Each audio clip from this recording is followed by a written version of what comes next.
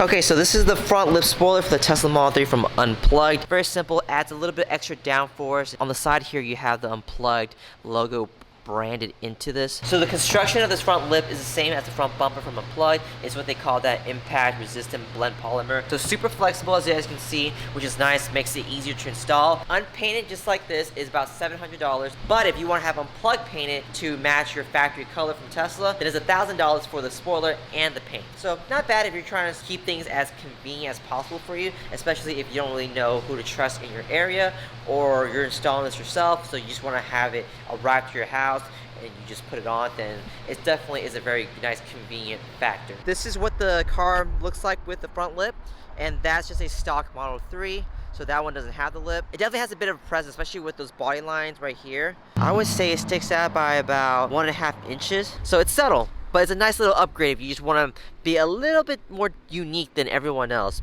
If you're interested in getting the front lip spoiler for your Tesla Model 3 or the front bumper or any of the Unplugged parts, just hit us up. Our contact info is in the description down below.